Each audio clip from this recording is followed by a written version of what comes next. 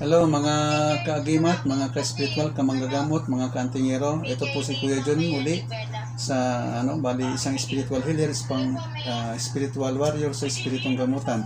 Muli nagbabalik ako sa inyo kasi ibig ko po ibahagi sa inyo yung pati ng buhay ko sa paggagamutan dito kay ate. Hindi po ako magsasabi ng pangalan, hindi tayo magsasabi ng lugar o hindi tayo magsasabi ng kahit ano. Importante sa atin makuha natin kung ano yung sakit sa tao. Tapos kung mayroon man normal na sakit, maging normal siya para maging normal din ang gamutan. At yung spiritual na karamdaman, yun ang ating aalisin. Kung mayroon man, So, muli, maraming pagpapalang dumating sa buhay nyo. Magandang araw po sa inyo lahat. Magandang hapon. So, ito, magsisimula na po tayo. Sige,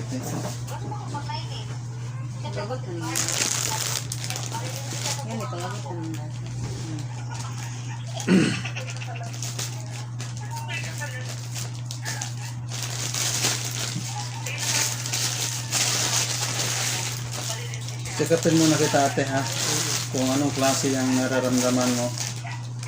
Ano ba yung nararamdaman mo te? Mabigat lang yung ulo ko. Mabigat ang ulo mo. Galing ka ng hospital? Oo.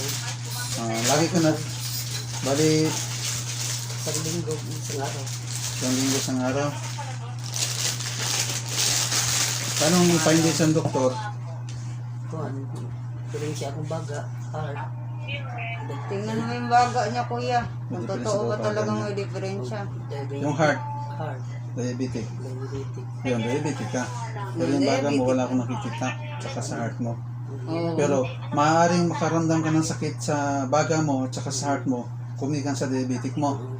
Pero kung sa baga at saka diabetic, parang malabong maging tugma. Ang diabetic kasagaran ang tinatamaan yung kidney, yung ugat, yung dugo, tsaka yung puso. Kasi malapot man yung asukal, no? Pero ganun pa man, kung yung findings ng doktor, sa doktor yun, hindi natin pakialaman yun. Mas mabuti yun, merong nagpa-check up ka, at least nakikita natin yung informasyon na ganito siya. Okay. Ngayon ito, spiritual ang ating gamutan, hindi yung katawan ng ginagamit, kundi spiritual, no? Alamin natin. Tama eh. Mga gabay, nandito na kayo. Lahat ng mga gabay ko. Lahat ng mga diwata. Mga diwato. Tsaka yung yung bago kong dalawang gabay na kasama sa akin, si Ando at saka si Andaya, yung nagbigay sa akin ng mutya ng Kalawakan. Dito na kayo. Okay, salamat. Sa kapangyarihan dakilang lumikha ng langit lupa, ng araw buwan, mga bituin, mga planeta, lahat ng mga naririto, lumikha ng tao sa kalupaan, ng unang tao sa kalupaan, lumikha ng apat na elemento, apoy, lupa, hangin, tubig, lumikha ng lahat ng mga hayop, maamo, mabangis, malalakas at nahihina, gumagapang at lumalakad, lumikha ng mga bagay na nakikita, mga mabubuting espiritu, may buhay man o wala. Sa kapangyarihan dakilang lumikha, hindi ko malaman ang spiritual kondisyon ni ate dahil sa kanyang naramdaman sa katawan na hindi maganda.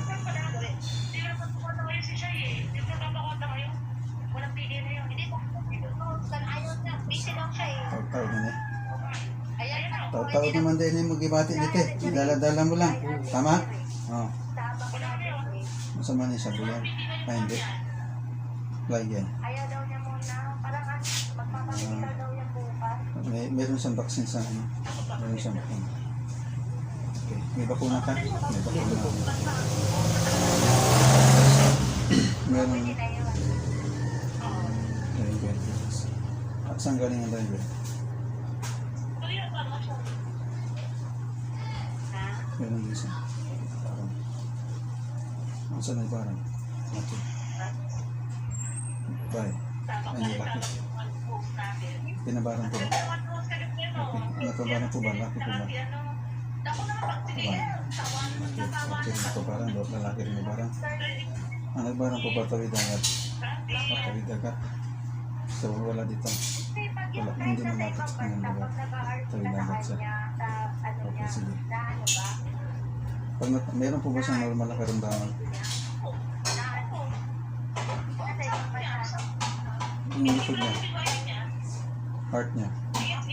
Diabetes. Ayan. Meron siyang normal diabetes. So pag nawala itong barang. Okay, sige.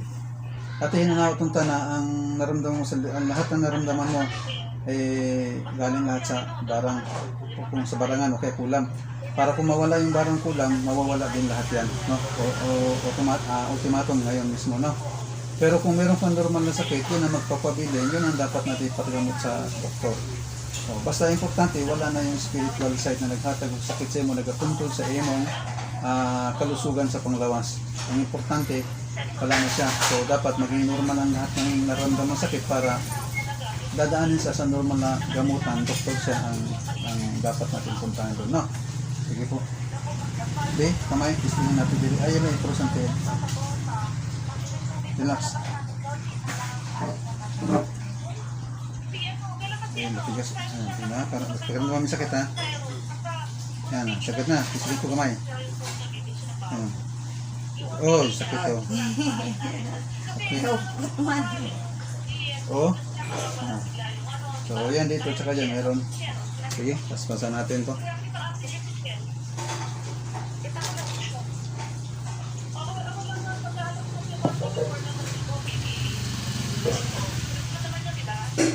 Yung ginagawa ko ho, pagsisintido po ito, yung ginagawa ko sa pasyente, pagsisintido.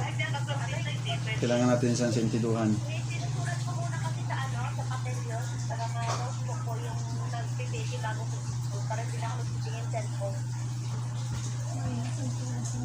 Lagyan din natin ang sa pasintiduhan. Okay na. Ngayon, handa na tayo. Mga gabay, handa na kayo. Okay. Ate, medyo mainit-init ha. Baka maramdaman mo, baka mapasok ka no. Pero, pag-isip mo lang, di naman ka mapapasok. Magdepende yung init o pasok. Init ng daliri mo kung sa pwersa ng gumanat sa'yo, no? Kung lalaban siya, magdepende yung sige. Diba ito iba din natin.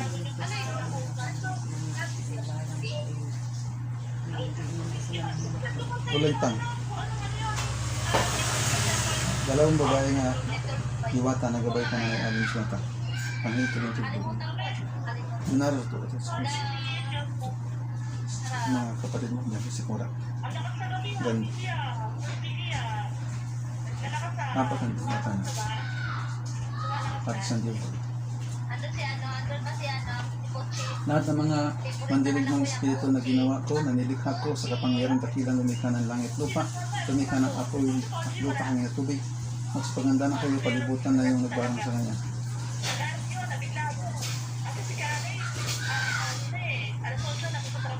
Sabi na.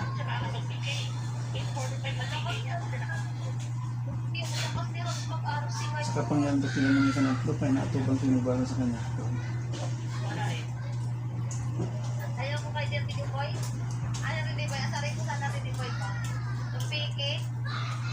Oh, yan na, salita na.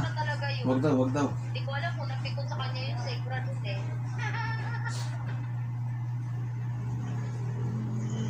Sa kapanyang dakilang lumikha, inaatubang na kita.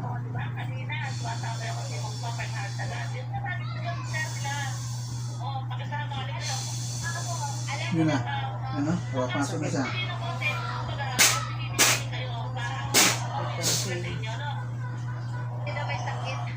May sunog siya. Naramdaman kang kumala sa katawan mo? Oh. Wala na. Okay. Palisin na po yung dakilang lumikha ng langit lupa. Pag namin po yung karga ng barang na tumama kay ate. At iatid na pisikal ng taong nagbarang sa kanya at saka yung nagpabarang. Sapagkat siya'y kasama sa pangyayaring ito, kung bakit ito naganap, kasama rin ito siya sa makaparusahan. At ang parusang ito ay nanggaling sa barangan, ibabalik ko na sa kanya ng pitong pwersa, pitong ulit, yaman sa kanya nanggaling sa kanya rin bubalik, yamang siyang nagtanim, siya rin ang dapat numanin.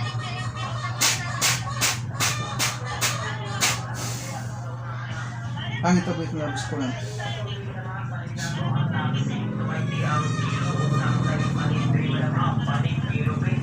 Wala na. Wala na.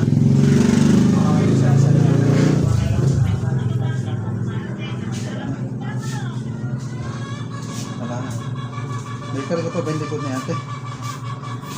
Wala. Okay, relax mo lang tayo, relax. May karga ba yung dibdib ni ate? May karga pa po ba na nag-control sa kanya pagtaas ng sugar sa katawan niya? Okay. So, ibig sabihin, may kontrol ng pagtaas ng sugar. Okay. Nasa nagiging doon ng ano. Talisin natin ba sila lumit ng klipa, tuminit yung carbonate. Tumitira sa akin, kadailan, tumitira.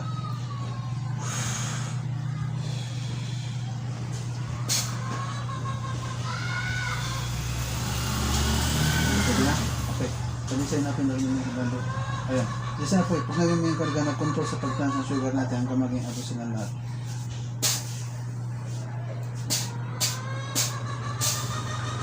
Sa himay-himay ng kanyang mga kaugatan, sa mga kaunuran, laman, mga tubig sa katawan niya, tunawin ang karga na kontrol ko niya sugar hanggang mag-ayos siya naman. Pangin tabit, labas ko na.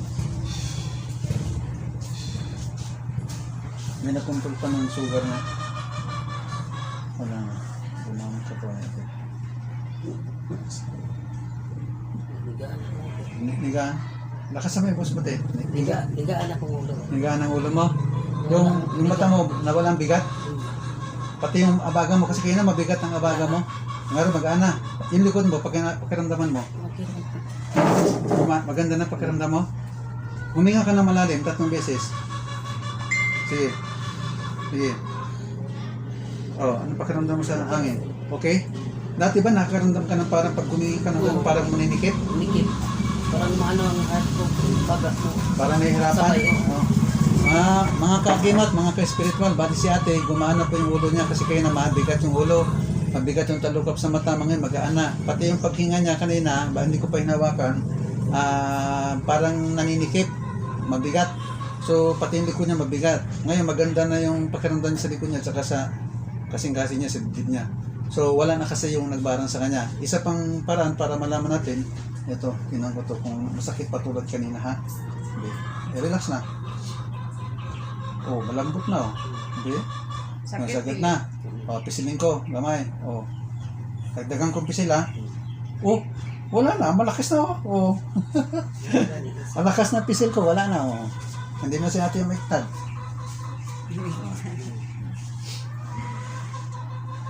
Ngayon naman, may ano ka, meron kang vaccine. Okay. Nagagawin tayo, ha? Kapangyarihan. So, lalagyan natin siya sa taas ng cheese. Kaya siya tinawag na topper set. Kasi toppings lang. Kasi mostly, diba, pag kumakain tayo ng samgyeopsal sa labas, meron cheese na dinidip. So, ito, toppings lang yung Balik ka dun cheese, sa hindi siya nag-formalin ididip. sa'yo. So, habang hinahintay Dun ka natin lang ito, mag-explain. kumain na tayo ulit na pwede kang kainin. Ayun So, naman. meron tayo dito ang baked maki. Try ko tong baked Wala maki, na. guys. So, Bye. meron din siyang kasamang nori. So, pasensya na kung madami akong salita dito. Kasi syempre, Dali sa inapin natin yung nalulak sa kamay ko. Hanggang mag-iabusin natin. Sa buong katawan. Balik kayo doon sa pinanggal niya yun. Huwag kayo lumakay sa kanya. Meron po. Okay, te. Dati natatandaan mo, ate, yung ano ba yung pakiramdaman mo katawan mo ngayon? Tsaka yung nung una, tsaka yung ngayon. Lagi ako. Lahi na karon. Iba na ngayon, maluwag na ngayon. Subukan mo ito bikongkong.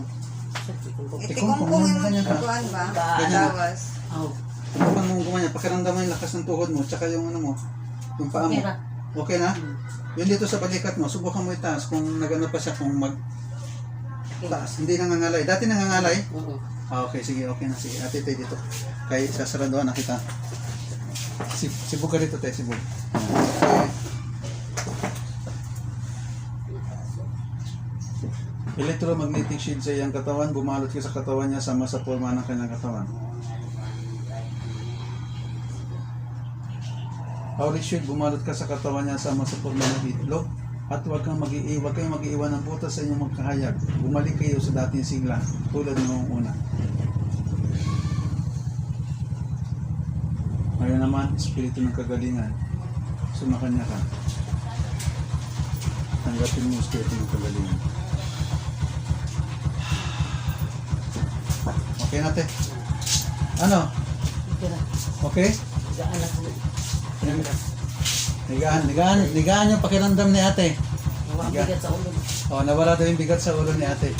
So, magpasalamat tayo sa dakilang lumikha ng langit lupa ha. Ang apat na elemento o pilupangit tubig sapagkat siya ang may kapangyarihan na magpagaan, magpagamot sa iyo sa simpleng paraan. So maraming salamat po. Mga kaagimat, kantingero, manggagamot, ka-spiritual. So ito po si ate, gumana yung pakiramdam niya, wala na. Hinanaot, kung makabalik ulit siya. Obserbaran mo ate, magpa-check up ka sa sugar mo kung meron pa kasi may nag-control sa pagtaas ng sugar mo ha. So pa-check up ka, tingnan mo kung okay ba. Ha? Kasi mararamdaman mo yun kung medyo pa meron pang sa sugar mo, mahirapan ka niyan, mahirapan ko huminga kasi malapot ang dugo mo. Sige. So, marami pong salamat mga lods, mga kagimat.